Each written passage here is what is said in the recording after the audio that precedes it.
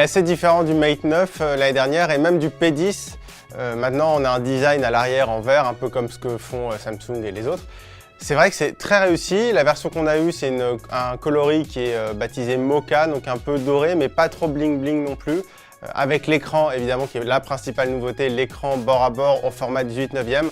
Ça rend vraiment très bien. En fait, c'est un des smartphones les plus jolis du marché avec ce double capteur qui a un côté presque rétro. Donc vraiment, c'est très réussi. Oui, c'est vrai qu'on avait déjà vu de l'AMOLED chez Huawei, notamment sur le P9 Plus l'année dernière. Là, sur le Mate 9, sur le P10, les P10 Plus, c'était à nouveau du LCD. Et là, il y a l'AMOLED qui fait son grand retour. Ça tombe bien, puisqu'on est à l'heure de l'écran bord à bord et très grand format sur du 6 pouces. Donc oui, il y a l'AMOLED qui revient. Et oui, la qualité d'affichage est excellente.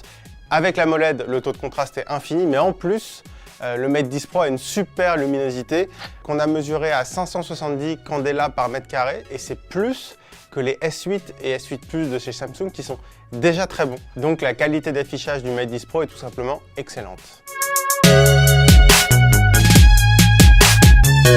On passe de MUI 5.1 à MUI 8, alors c'est vraiment un bond en avant. En fait, c'est plus pour coller à Android 8. Quelle nouveauté? En fait, il n'y a pas grand-chose en nouveauté. Ça ressemble vraiment à ce qu'il y avait avant, malgré cette différence de nom. Il y a quelques petites options en plus, comme le dock de navigation qui est un bouton Home virtuel qu'on va pouvoir bouger sur l'écran.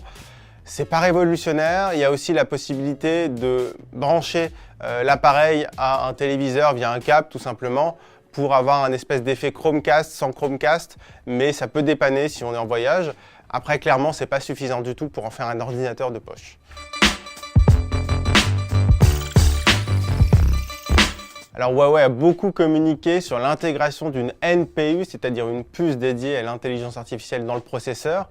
Alors c'est peut-être très bien sur le papier, c'est peut-être très bien en théorie. Dans les faits, non, on n'a vu juste aucune différence. C'est-à-dire qu'en fait, il y a quelques applications qui en tirent parti. Par exemple, la reconnaissance faciale et surtout la reconnaissance d'image. Effectivement, il va faire quelques petits réglages à la marge quand il va réaliser que c'est un aliment ou que c'est un portrait.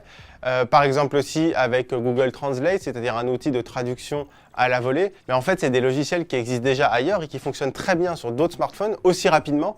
Donc effectivement, sur le papier, c'est censé pouvoir accélérer ces opérations, sauf que pour le moment, les opérations qu'on a, elles sont pas très complexes. Donc finalement, elles tirent pas tellement parti de cette puce. Donc il faut mieux considérer que c'est peut-être un pari pour l'avenir ou une petite dose de marketing.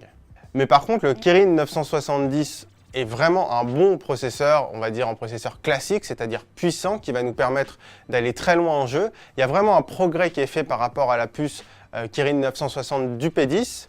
On n'est peut-être pas encore au niveau du Snapdragon 835, mais au niveau de l'Exynos 88-95 du Samsung Galaxy S8.